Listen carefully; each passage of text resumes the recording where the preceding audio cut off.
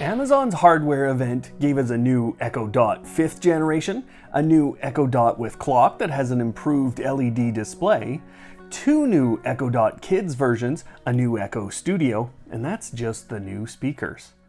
Amazon released a new Fire TV Cube 3rd generation and an Echo Auto, both with a much improved fabric look.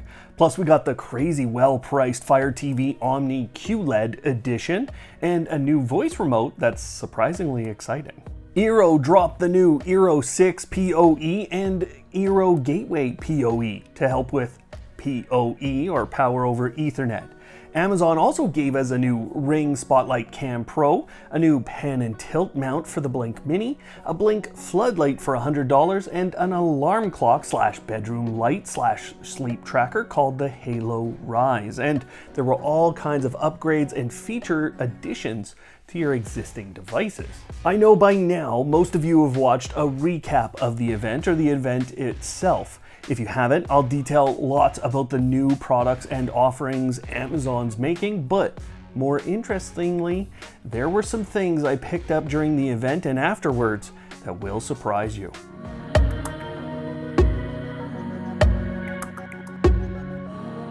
Hello Automators, thanks for tuning in again. I'm Brian from Automate Your Life and I don't want to waste any of your time, so let's get right into it. One of the most exciting things is what was done with Eero. Not only did Eero come out with those new Power over Ethernet devices, but they came out big time with Eero built in as a standard, and then added it to existing devices. Eero built in seems to mean that many devices in Amazon's lineup can receive a firmware update to become mesh Wi-Fi points for an Eero Wi-Fi system. So if you buy a new Echo Dot or Echo Dot with clock 5th generation, you will get up to 100 megabits per second coverage for up to 1,000 square feet. As in, with an existing Eero system, your new Echo Dot speakers will become Wi-Fi mesh points. That's a $50 mesh Wi-Fi point when it's not on sale. If it performs well at all, this will totally disrupt the balance of power in the world of mesh Wi-Fi. But even more surprising is that the Echo 4th generation will also get that update. That turns the Echo 4th generation into an even more exciting smart home hub with Zigbee, Bluetooth, Thread, Sidewalk, Wi-Fi, and now it acts as a mesh Wi-Fi access point. And let me take you one step further, because the 4th generation Echo Dot and Echo Dot with clock will receive the same update a few months down the line. So you don't necessarily need a new Echo Dot 5th generation, although I do really like that new LED display that gives you the ability to display many other things beyond the clock. The next thing that surprised me at the event was just how many existing devices that you'll have in your home that got significant updates. The reason this is so surprising is because I think a lot of us look at Amazon as kind of a less high quality product maker, and it's not really the case, or at least I think we have to have another look at what's beneath the surface. See, the Echo Studio has a new glacier white color. That's a great color, but they also announced new spatial audio processing technology and have extended the frequency range of this new speaker. Except they said the existing Echo Studio is going to get the same over-the-air update. So while there might be future differences between these two versions, initially I don't think we will see any. Last year at this same event, I was excited for Amazon Astro, but I couldn't see a lot of use cases for Amazon's little robot. It just seemed like an Echo show with wheels and a couple of eyes almost drawn on the display. But Amazon didn't give us a new version of Astro. Instead, they gave us a number of new features. Astro will detect cats and dogs and send you notifications and clips. If you use Ring Virtual Security, Astro can become a roving camera for that system, and it can even respond to events to help the virtual agent. But maybe the most impressive thing is that you can teach Astro about your home or about objects that are inside of your home. Then you can give commands like, go check if the kid's window is open, and it will. The Echo Show's got a new story creation feature for kids. Hey Disney might even start to work, and the magic bands you buy at Disney parks could be used with Echo devices for kids. The shopping experience was significantly improved by giving you more natural ways to ask to see specific products. The Amazon Smart Thermostat got an option to opt in for using more green energy to heat your home. The good news there is it can only change your temperature by 1 degree. Oh, and Amazon's Miss A Together service just became useful because you can create customizable alerts. All of these are service upgrades or add-ons to existing devices you have in your home, going back many generations. But the most impressive update came to the Echo Show 15. Given the price point on the Echo Show 15, a lot of people were disappointed in the interface and a few of the hardware components. I didn't love the speaker and I don't think I ever will, but Amazon has fixed a lot of the interface problems by merging the Fire TV experience into that device. So they've added Fire TV to the Echo Show 15, and I think that's exactly what it needed. I also think we'll continue to see that Fire TV interface rolled out to smaller displays, but that hasn't been announced yet. I'd bet it goes to the Echo Show 8 and 10, and in the future, the Echo Show 5 gets a really pared down voice interface only for video control. And I say that for a reason. That combination of Fire TV going into the Echo Show 15, plus the announcement with the new Omni QLED TV, tells me that Amazon is truly going to merge those two operating systems and create something much bigger and better. Now, first of all, that Omni QLED television is so reasonably priced that if you're a television maker in the space, you've been put on notice because Amazon's going to sell a ton of these. I'll explain why in the next segment of today's video, but this TV feels different to me and I really want one. What I mean in terms of a merged future is that Omni QLED got widgets. Widgets are normally reserved for the Echo Shows, and we've seen that reach down to the Echo Show 10 very recently.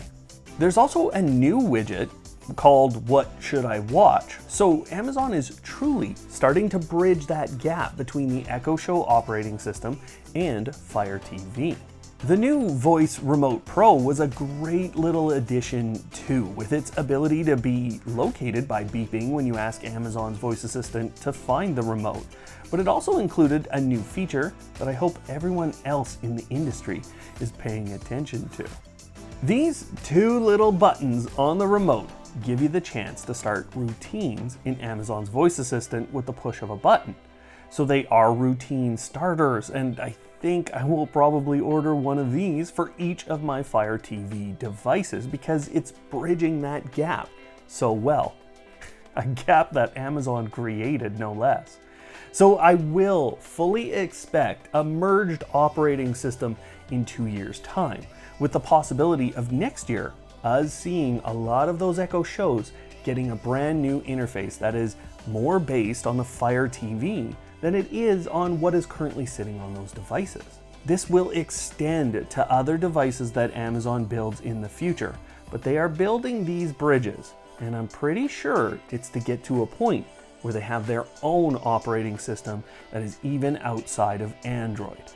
Get ready for Amazon OS, and let's call it Zon. For a long time, I have been waiting for Amazon to give us more sophisticated automation tools within the routine section of their app, and what I realized is that they aren't going to do that. Or at least not as sophisticated as I thought they'd come out with.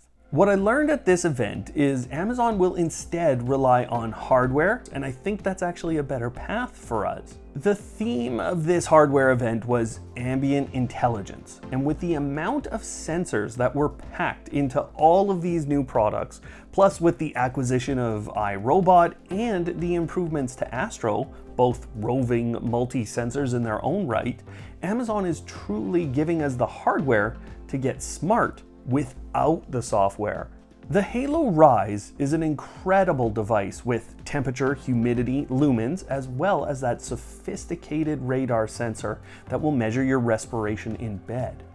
That device will be able to execute your good night routines just by you getting into bed. There's a lot I could talk about with that device on its own, but I'm gonna save that for a review. But the Omni QLED television also has ambient light sensors alongside a presence sensor that will be used to turn on the television when you enter a room and then promptly show you their ambient experience. That would enable it to be an art gallery frame or to display your own pictures, and all of that would be happening without you needing to create a new routine that you have to manage. It's just a bit of configuration at the start. The Echo Dot 5th generation even got a temperature sensor, and Amazon is giving us more options for the tap feature on those. So they are integrating physical touch with the smart home products. The new radar on the Ring Spotlight Cam Pro is very clearly the improvement that's needed in the camera space. I know I've been frustrated with things like activity zones not working quite right with just about every camera I've had. This is especially true because those activity zones can never properly take into account distance. So the new radar on the Ring Spotlight Cam Pro will pinpoint the distance of objects. The theme for me here is that Amazon is creating a differentiated offering through improved hardware because of the upcoming Matter standard. They doubled down on Matter and really talked about it within the Eero segment of the video, but they took a page out of Apple's book and brought their hardware specifications up in order to combat the rest of the industry. In fact, the other theme here is that they killed a lot of sensor manufacturers in the smart home industry. How many temperature sensors do you think you need? If presence sensing is available on my television, do I need to find a new one? How many cameras became lesser off the back of that distance detection? It's ugly today for many companies that watch this event. A few months ago, I was speaking with someone at Amazon and I said that the future of smart homes feels less about voice assistants and that the time of voice being so primarily focused on by a lot of people is over. Now, what's funny is from someone working at a company that sells smart speakers with voice assistants on board, I got an agreement on that. And although it was just from a single person I was chatting with and not an official meeting of any kind, I did get further confirmation at this event. Everything within the event has the ability to be interfaced with Amazon's voice assistant, except for the Kindle Scribe, which I bet has a note-taking feature that does eventually get worked into Amazon's notes on their app. But everything else had control through the voice assistant and/or it had the voice assistant on board. But Halo Rise gives us the ability to start routines without using our voice. The Omni QLED runs presence sensor-based routines. The Echo Dots have tap routines, or at least an option to configure those taps. The temperature, humidity, presence, and other sensors give us routine starters. The remote even gave us 2 buttons to start routines. So I'm going to declare the era of the voice assistant over. This was a little less surprising, but it still caught me off guard a little bit because there was a lot of products coming with 4 months of this subscription or 6 months of this subscription. To use a lot of the features of Halo Rise, you gotta have a Halo subscription. The Kindle Scribe comes with 4 months of Kindle Unlimited.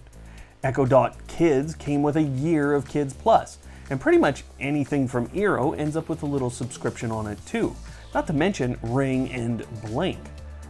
But what I didn't hear is that all of that coming together into a big Amazon subscription like Prime, and I think that Amazon is going to need to look at that again, because even as someone who likes to live with all of this stuff, I can't have 2 lamps for me and my spouse with a subscription.